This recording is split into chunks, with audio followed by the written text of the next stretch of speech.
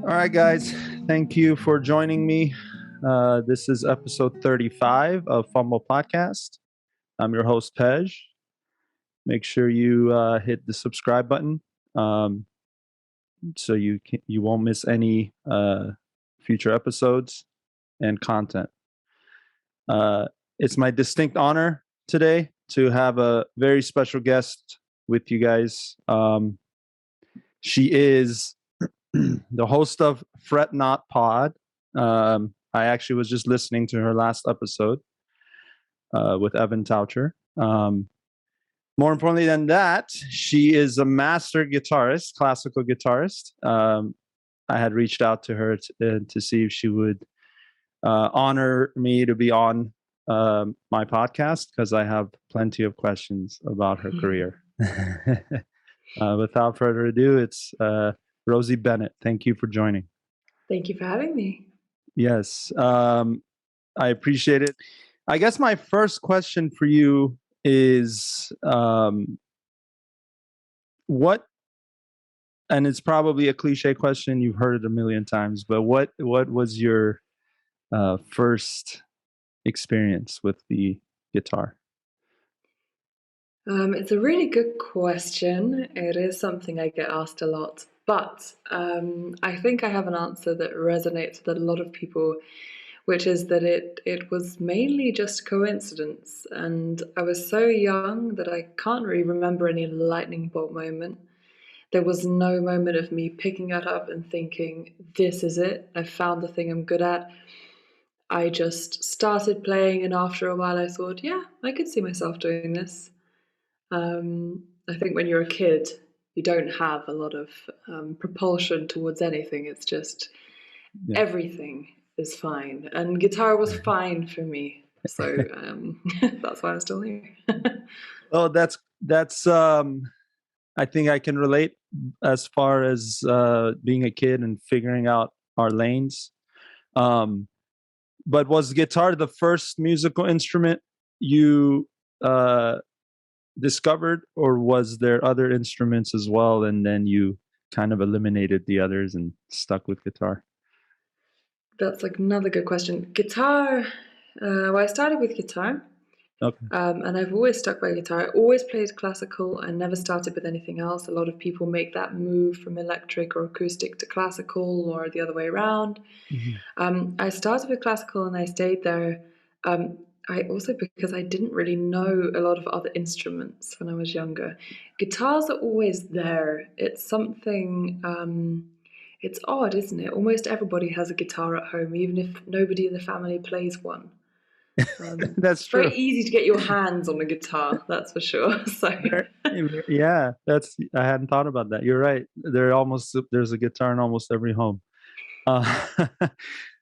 So that's as far as you discovering the guitar, and you mentioned it was fine, and you just decided to continue on and pursue it professionally at one point. Had you had any influences within your household or even extended family that were musicians? Not at all when I first started. It's actually something I've been talking about very recently, this sort of a little bit of a class divide in classical music, especially in the UK. I didn't used to have any relatives who played music. My mum took up piano. Okay. Recently, actually, last 6 years, I think, and she's quite good at it as well. She has something in her, but no, I didn't really grow up with a lot of musical influence. It was good for a number of reasons. It was difficult in others. I think one of the things that you struggle with, it doesn't mean that you're going to be a worse player, but it's quite difficult to imagine what you can do with music if you don't grow up around it. So if you don't see people who play concerts, or if you don't go and listen to concerts, that was something I'd never done pre-playing guitar. So the first concert I went to was my own. Wow. Little things like that. It's just a strange difference, I guess. Yeah. I don't think it's held me back in any way, only that I felt, maybe I felt when I was younger that it did. I started taking guitar seriously quite young. So around 10 or 11, I started playing when I was 7. Mm. And around 10, that was the time when I decided I'm going to go to music school. I think this is what I want to do. With no other thing in mind. It wasn't the dream of I want to be on stage, or I didn't think, oh, I'm particularly good at this, but I had sometimes in your life you have a feeling around something and you think, I have to do that. And I don't know why. Yeah. That I did have. I had this first real compulsion in my tiny head that I thought, I think I really have to go to that school. I think I really have to do this. And so it left me, having not had any experience of knowing what I would do with it eventually, not really working towards anything, but just being in it and being excited by it.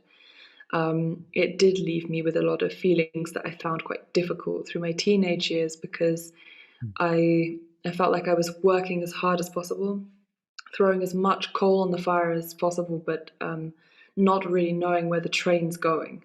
Yeah. And that made it slightly difficult. I think now I can appreciate a little bit more that it's also given me a sort of a wider idea of what I can do with it, and it meant that my journey of learning has really been my own. So I guess I don't regret anything about it. But in answer to your question, a long-winded answer, but no, none of my family, none of my family are musicians. It's no, it's a beautiful response. I would say, as you were mentioning your teenage years, you met some challenges as you were continuing to pursue this passion. I would say we can call it that at that point, right? It wasn't yet maybe a career at that point, but so that pressure was real. It may have felt more real to you. And how did you overcome those times, your teenage, the times where we're kind of learning about who we really are, right? And yeah. Good question. It's a process, right? Yeah, I sure. mean, it's I guess the same with music and always pushing for something. We're never going to be there, because as soon as you reach your goal, the goal changes. It's much easier to see who I was a couple of years ago than it is to see who I am now. That's just Yes. always, hindsight is 2020. Yeah. And I think it's okay to live like that. I still feel like I don't really know who I am. I have been through a big period of searching for that actively as well, not just finding it. I think I've never found it, but searching I've definitely done. I think I'm optimistic as a person. I love everything to do with life. I want to try and do it all. My first teacher used to tell me that he was so proud that he'd never done any work that was outside of playing guitar. He was really proud of that. And I didn't like that idea. I thought, you're here once, try and do it all. I mean, you've only got one chance. You've got one shot. When you're a kid, the world's so wide open. Of course, we don't know who we are. We're just trying on different suits of people that we meet. And I definitely did a lot of that as a teenager. I'd meet a cool person and kind of assimilate their personality for a while. And then I'd find another way, another person to. But I think that's also okay. You find a lot out about yourself in the people that you think are cool. I Yeah. say this a lot. I don't think it made it to I think it's somewhere on the edit floor of the podcast with Evan, but we talked about this, when you go out to a bar or you go to a restaurant, nobody's being themselves. Everybody's being a better version of themselves. And yet we're all different. Every character is different. Oh, yeah. There's no best person. We all have a different idea of what it means to be the best version of ourselves. And yeah, that's a fluid thing as well, I think. Anyway, I'm not answering your question. Your question was, how did you overcome those things? Time. I overcame everything pretty much that I've been through my life just by waiting it out, by having that little bit of hope burning inside of me that one day these things would be different. If it was something really awful that I was dealing with, some really negative feelings, it was thinking that one day those feelings that I have now will be irrelevant to me. My life will exist without this. Yeah. Yeah, and I think that's something, if I have to give advice, people often ask that, what's your one piece of advice? Yes. It's always that, time does a lot.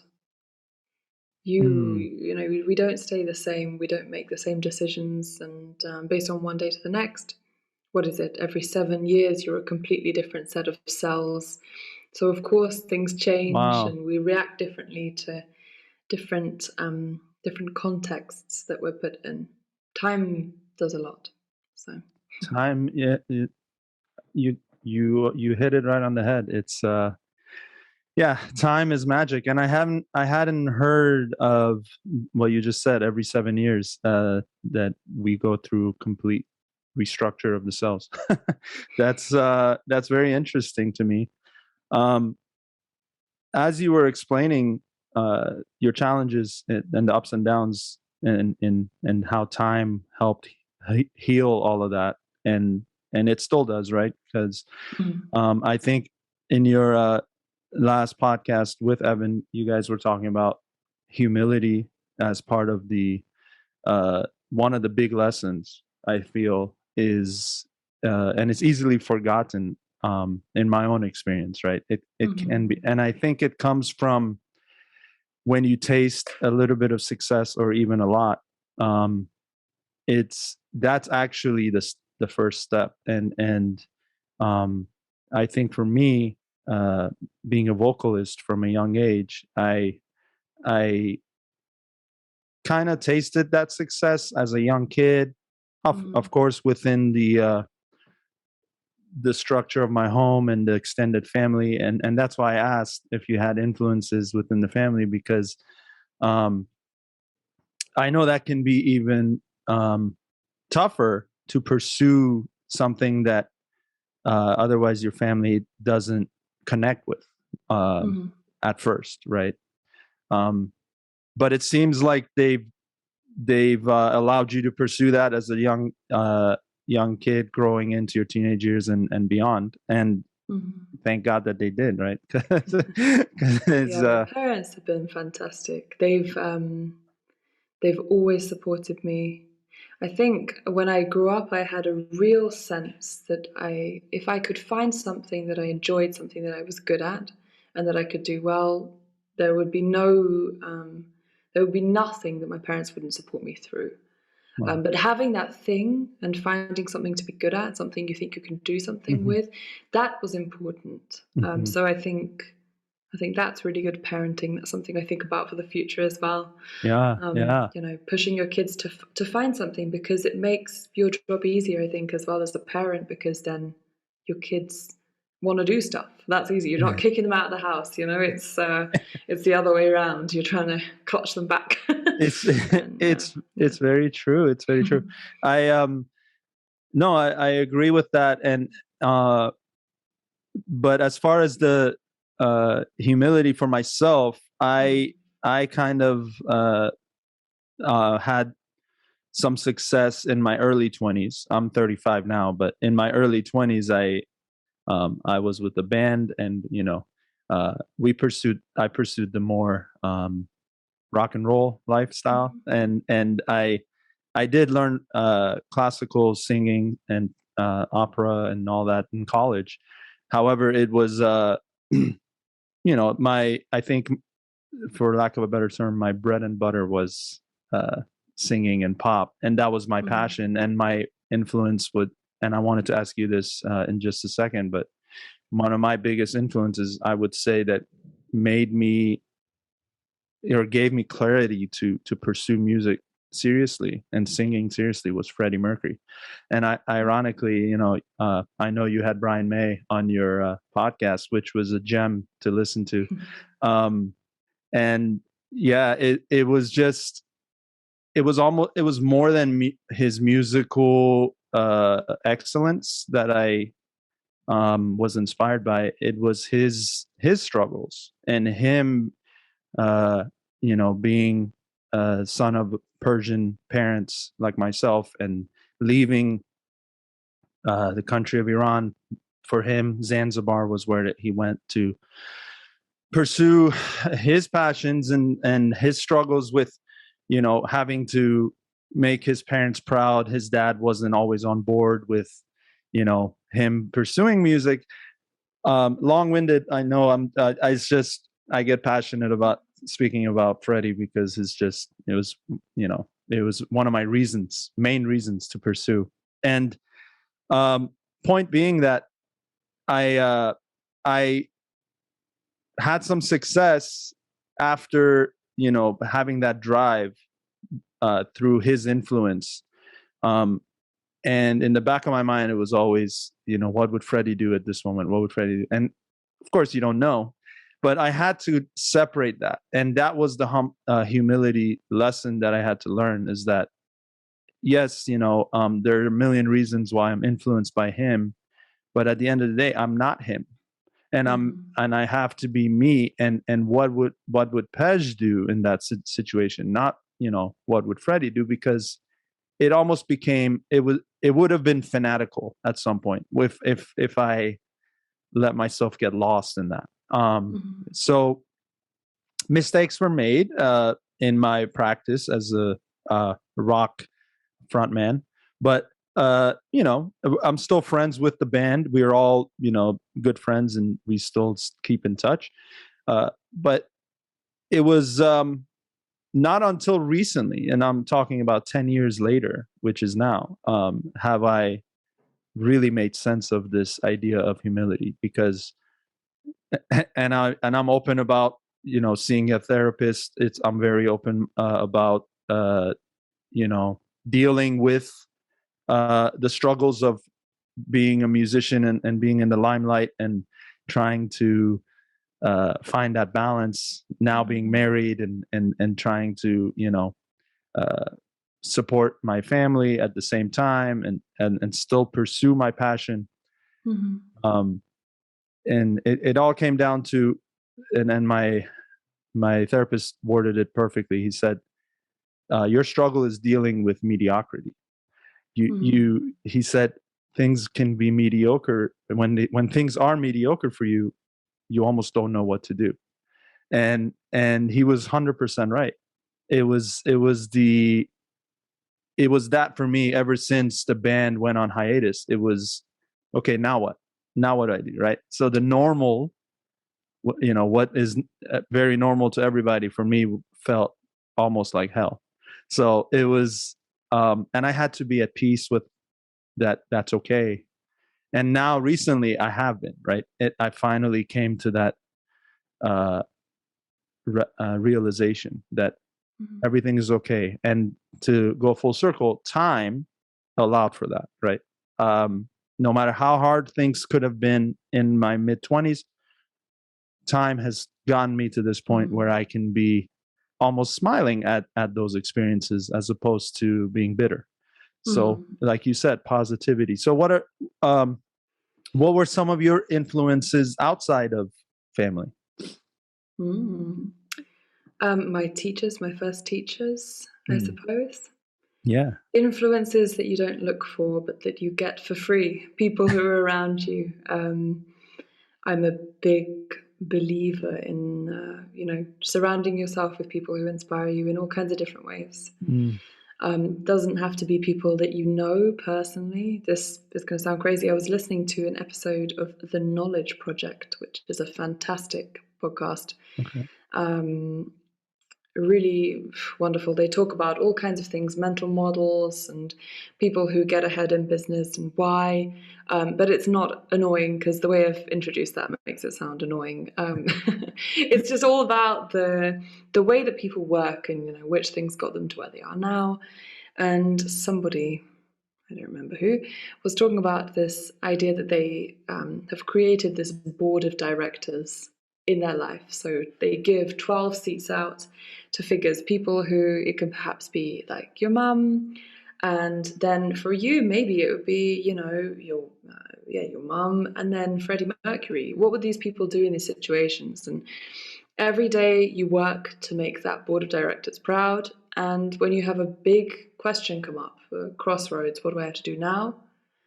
Thinking, okay, what would all these people do? Imagine that you're trying to consult with those people. Influences is a hard one, really. I feel like I'm such a sponge in all aspects of things. I like to take in anything. I like anything. I like it all. Like I said before, I just like being alive. I find it really pleasant. Yeah, yeah. I like all the things, you know, it can be from somebody that you've known all of your life who's been a huge influence to you in a Mhm. musical way, to the funny way you see a person you don't know handling a situation. You know, Mhm. that Mhm. often happens to us in a sort of negative way. We'll see somebody doing something in public and we think, oh, I hope I'll never be like that. That's just Mhm. as much an influence as somebody that you follow the example of. Negative examples and positive examples, all the same. Yeah. Yeah, it's really fascinating life. But yeah, I don't know. Real influences, I guess it's hard to say. I've been lucky to have a lot of very talented friends, a lot of people around me who've done a lot of crazy things. Mhm. Brian May's a good example. People who've experienced the kind of life that so many of us won't have access to. Yeah. Um, you know, I mean, it's been big for me to realize also through meeting a lot of people who are high-profile individuals and celebrities, people who have influenced the lives of people in a very active way around the world that they will never meet. Yeah. Um, and to realize at the end of all of that, that we all have the same kind of worries, the same Yeah. kind of joys. We live the same kind of life. We have the same kind of totality. Um, it sounds a bit depressing, but it's true. You know, we struggle with the same things, really. Yeah. Money, fame, having the feeling that you've done something like that. It also doesn't even necessarily count towards this life satisfaction. Mhm. I think that's really important to take away as well. It's something that took me a long time to realize. I used to think, do this. I remember I had a really difficult time in my first year of university. I'd been at music school for 7 years before that, and I'd been working on this one trajectory. I knew where I was going, mainly because I had a teacher who was telling me sort of what to do all the time. Like he was giving me this clear booklet. You have to do that, you have to play like that. And I left. I moved to a new teacher who was quite high profile as an individual himself and who wasn't kind of up in my business all the time. Mm. It was more like masterclass style. He'd come in, tell me his thoughts, and it was my own journey, but I hadn't been used to that. I'd been used to someone else doing it all for me. Mhm. Mhm. Um, you know, if that's what you're used to, that's kind of what you do. So I was left at 18, having had the first portion of my career, let's say, with people telling me how fabulous I was and how amazing, and having this little, always on the other side, you know, so on the flip of the coin, being incredibly insecure, not knowing, thinking that you had this X factor, but really not knowing how to cultivate it. Mhm. Um, I think of it like George's Marvelous Medicine. I don't know if you know that story I by Roald don't. Dahl. It's about a boy who goes throughout the house while his evil grandmother is sitting downstairs, and he makes a potion to give to her out of all different kinds of things. And I think he gives it to a cat or something, and the cat grows really huge. But this is useful for them because they own a farm. Mm. So they think, okay, great, this is great. We'll make huge cows and huge chickens, and then we, you know, it's a children's story. um, and then he has to go back through the house and try and find the concoction he made the first time, just chucking things in. Mhm. And of course he can't find it. They all have different effects after that. Mm. And my childhood with music felt a lot like that. I thought I'd done something great the first time, but I didn't know how I'd got there. And Mm. then when it was my responsibility, I had no idea, and I mean no idea. I didn't know what music I liked. I didn't know what I liked to play like. I didn't enjoy the process very much, also because everything was quite painful and Mm-hmm. I'd been under a lot of pressure. Mm-hmm. And joining conservatory at 18 with a lot of people who were so excited to start and to get on with their work. And I just felt like I was in a kind of burnout, not really knowing what to do. I remember, yes. So having got to university, Yeah. feeling that I was in this first year full of excitement and Mm-hmm. everybody wanting it so much and having the chance to try and go for it for the first time in their lives, I sat there feeling like I just wasn't even sure if I wanted to do this anymore. Mm-hmm. And I remember sitting in my room all alone in The Hague, in the Netherlands, and writing in my phone in the notes section, if you're not doing it for the right reasons, do it for the wrong reasons.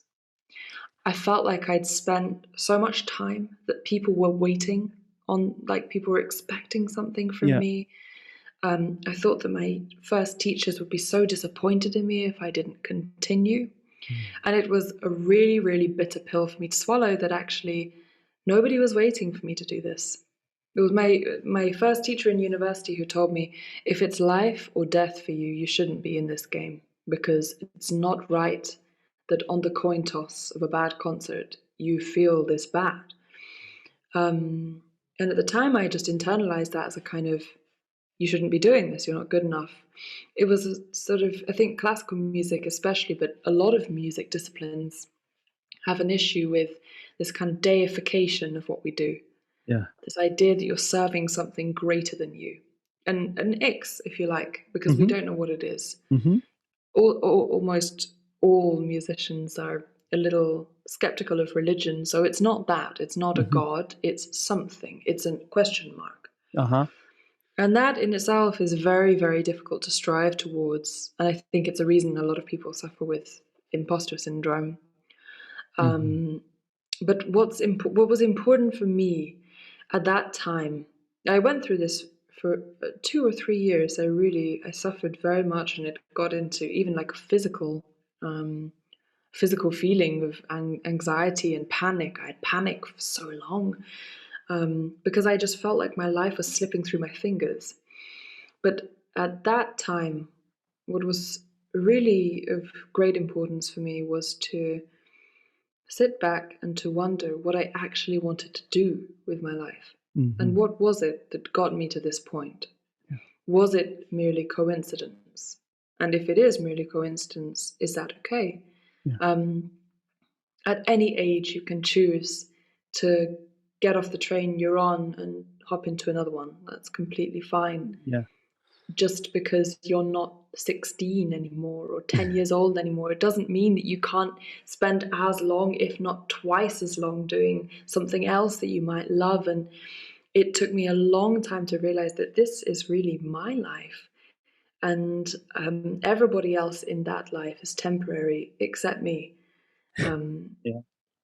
It's really hard when you are an insecure teenager and when you're trying to find who you are and you have no idea at all to try and do what you want. Yeah. It's almost impossible as a task because you don't know who you are. But if you wait a little bit and see how old you get and then look back, you can see all along that maybe these things were pointing in a certain direction. And the reason I wanted to say this with the influences thing is that the money, the fame, the recognition, even the recognition from people you respect, it's not it if it doesn't make you happy. Mm-hmm. And having met a lot of people who have all of those things, that's been really shaping in my life and in my journey, especially in the last couple of years, because it just makes you realize that there's something else out there that you have to go for. You want to sit there, if you're lucky enough to get to the end of a long life, and think that, not that you took every chance, because people say that a lot, Yeah. but that you did something that made you happy at the time, even if it doesn't make you happy then. But now, what's the thing that you want? Following that fire, following that little heat map of where you think you need to be. Because I promise, like, not everybody feels the same as you do. We all have different talents for a reason. And something that I will say, and then I'll let you ask or say something. So it's been long. It's fine. But the thing that really got me into the podcast, into writing, into everything, I was on Instagram and I saw one picture, a text post, and it said, "Nothing good ever comes from comfort zones." And there was something about that that didn't sit well with me. And it took me a long time to work it out. I've worked it out now, why I felt so strange about that. It's because comfort zones are different for everybody. And the reason that that zone is comfortable for you is because it's something you're good at. So actually staying within that comfort zone and finding, how can I expand the boundaries of this zone and make it slightly bigger so we have a little bit more room to move? How can I bring other people into my comfort zone? How can we combine our different comfort zones to make something great? Those are the things that are really valuable. And this idea, this rhetoric of get outside of what makes you feel comfortable is stupid, because really, doing something brave is different than doing something that makes you feel uncomfortable. Okay. You should always live your life doing things that make you feel comfortable, because then you can have a life like us, where we do something for a living that doesn't feel like ever, I don't know, it never feels like I hate it. Yes. Even if I get up one day and I think the last thing I want to do is play guitar right now, or I really don't want to do this concert, I'd rather get hit by a bus. I mean, all these things, either way, I never hate it. Yeah. It's always that love like you have with somebody that you've been with for a long time, or with your parents when you're 15 or 16. You love them, but it's been enough now. I need a couple of weeks away from you. And like, those things are completely fine. Yeah. But it's just understanding that that's still love, that's still within your comfort zone. We need to get better at searching for the red flags of when things actually are not something we enjoy. Yeah. Yeah. And there you go. No, it's forever. Beautifully said. And it's interesting, the concept of comfort versus uncomfort. I always have associated that with, for myself, to some level of anxiety and fear, and not having control. Right, I don't have control anymore over my life, and I feel when you were mentioning that, going through days where you sometimes don't want to play guitar, not because you don't love it, but maybe because the process of why, the why as to why you play guitar, why I sing, the process of why we even enjoy music, simply put. That was the test I went through, and it seems you've gone through, when I was touring and I was doing what I thought would make me happy and comfortable. And I feel that when I started doing it for others, and I started in my own head, of course, right? When my head, I'm practicing because, like you said, I have this expectation from other people, which is not true. It's what I have expected from myself. Yeah. And I do believe in the saying that, we're our own worst critic, because I can do that to myself, and I've gotten better at praising myself more recently, being okay with the present, and not obsessing about where's the future going, right? And I feel that was a huge step for me to understand that, and being okay with where things are now. And like you said, every quote unquote struggle we go through is actually just an opportunity to grow. That's how I look at it. Yeah, absolutely. It's I think it takes a while to think that way, actually. Yeah. I think something that is worth saying here as well is that critiquing in itself is not a negative word. And we've all met people like that, people who just hate everything about everything. Yeah. That's not a good opinion. That doesn't mean you have taste. It just means you like nothing, right? a good opinion, good taste something that we should be trying to cultivate as we get older is what are the nuanced things. When you know, for instance, a wine connoisseur is not somebody who goes into a restaurant, tries every sip of wine, and doesn't like any of them. It's somebody who knows what they're looking for. They say, I like the woody part of this wine, but it's a little bit too sharp for me. Do you have some? That's a connoisseur. That's somebody who knows. Yeah. And we have to do that in our practice. We have to do that in our own playing. If you just say that you don't like anything, then essentially you're a layman, because not liking anything is as good as liking everything. So when you're not accepting anything, you're accepting everything. So finding that nuance and start with something small. That, I think, that's key. Yeah. Start with something small. Before you start practicing, think, I want to find that warm tone today. And let the rest slide. Yeah. But find that warm tone. And that's how you get to cultivate your practice. That's how you get to be a connoisseur of your own style. And then when you hear someone else play, you're not thinking, oh, I don't like that person, as a knee-jerk reaction to something, but you can say, I like this, I like that, take away what you like. I think that's really important, because we all know it in music, especially classical, those people who are like, no, no, no, no. And the fact is, probably you will prefer what you would do anyway, just because we're all so different. We've all listened to a different amount of records. Some of us are crazy about high-tink, some are crazy about abato. It's, you know, it's different. They're all great. Finding what you're looking for. It helps for not being so judgmental and on other people.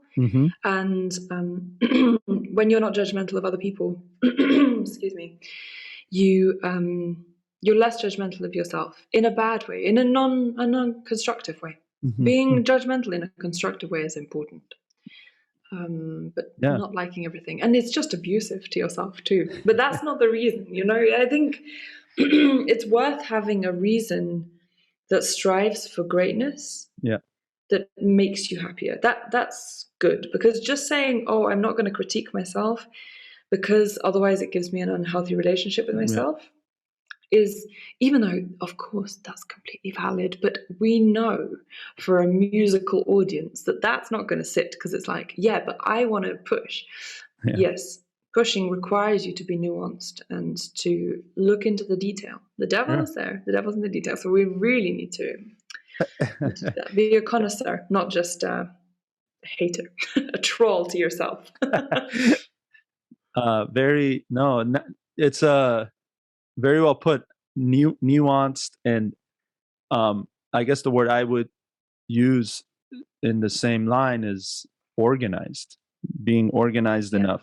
Being organized enough in your mind to not grab at everything, thinking to that. And you've already very well, very clearly explained this, but grabbing at everything to find it is not the way. Find it, then start looking for it within the fields of choices. Yeah, exactly. And you need a spectrum. Anybody who's taught a class to somebody lovely will know that you cannot sit there and tell them 100 things that you would change, even if the playing is basic and not good and not something that you like.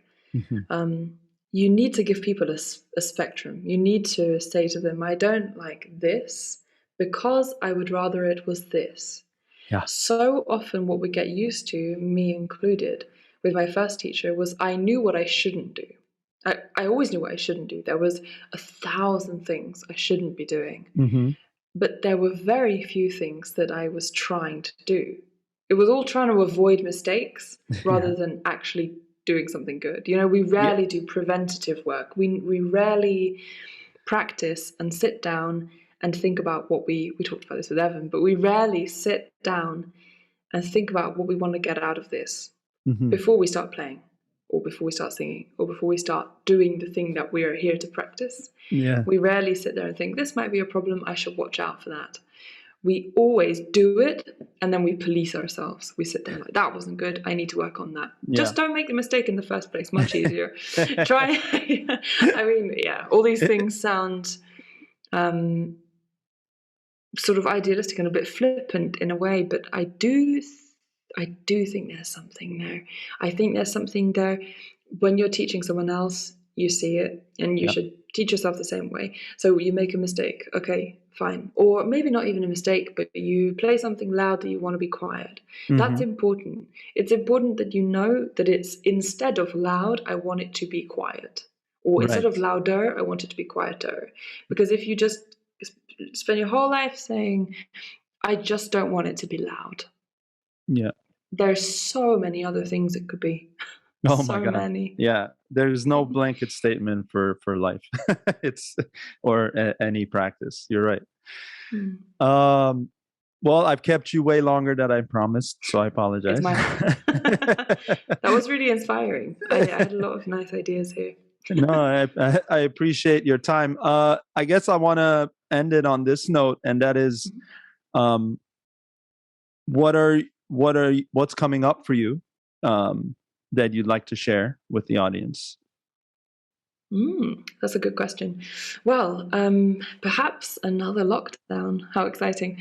No, we're struggled here. Hopefully not. What have I got going on in my life at the moment? Concerts in various places. I don't post a lot about concerts on Instagram just Hmm. because I don't like seeing on other people's Instagrams. That's the only reason why. I think it's not good for your mental health to see all this. I won this, I did that. No, I'm Yeah. not interested. Okay. If you want to find out about concerts, then either Facebook or my website, which is currently being renovated from a restaurant website into an Okay. actual website we can use. Okay. Great. I no longer am going to live my life as a performance art installation in a website, Got it. just because I couldn't make the website properly. So yeah, you can find me at Rosie Bennet Guitar on Mhm. Instagram. That's where I spend most of my time when I'm online. And yeah, the podcast Fret Not. We've had. I mean, I never thought when the podcast came out of wanting to have more conversations that were about how to do it, how to live this life, because it's complicated being a musician, being an Yeah. artist, being someone who's a searcher, and um, and I thought that every interview we were always talking about how difficult it was for you and how you got to where you are now. Hmm. Hmm. And I just wanted more conversations that were like, I still don't know. Yeah. Yeah. That's really important. It was important for me to hear those things. Hmm. I thought there was a space for that. And the response has been incredible. And we've had some really, really wonderful interviews. Been lucky to have people like Brian May on talking about, you know, everything really. Yeah. So yeah, so the podcast, I'd love it if more people listen. I think what we're doing is really important, and Mhm. it gives you a lot of tips for how to get on, how to feel better about your life and get on with it and do it better. How to feel better about doing something better. I think that's key. Yeah. Um, so yeah, I think that's pretty much everything. And you can. This is just going to come out as a weird plug for Tonebase, but you can find all of the articles that I write about memory, about focus, about everything on the Tonebase blog. Um, Yes. so yeah, you can read almost 100 things I've written for them. I need to stop talking eventually. I don't know when it's going to happen, but it hasn't happened yet. No, no, no. Definitely. Definitely. Go ahead and follow Rosie Bennett's work on Instagram, and Tone Base's blog. I have read a couple of the excerpts. Very well done. Um, Her podcast, Fret Not Pod, amazing podcast, and it is something important. And I agree with you about uh, needing to have conversations. Um, One of my main reasons here, and it all stemmed from the pandemic, believe it or not, for me, Mhm. because it was an opportunity. Again, I've gotten better at seeing things as opportunities as opposed to, oh well, this sucks, right? I Yeah. just I've learned. Mhm. It took time, as we've discussed, but yes, purity for me was the main motive, was to have pure conversations about what's real and what's actually happening, and Mhm. and then mental health, and um, I think the best way to do that is to learn from all walks of life, um, and learn about people from other sides of the world and see their experiences and learn from them. Because at the end of the day, I feel that's all I can do is learn. I can have fun with it and enjoy that, or I can fight it. I'd rather enjoy it. So, and I've really enjoyed this conversation, Rosie. Thank you so much Me for coming too. on. I appreciate your time. It's starting to get later for you, and I don't want to keep you too much longer. That's Thanks everyone for tuning in. This has been episode 35. You can follow me on Instagram and TikTok. Pej the Maniac is my handle. And of course, Fumble Podcast on my YouTube channel. Thank you guys, and I will catch you on the next one.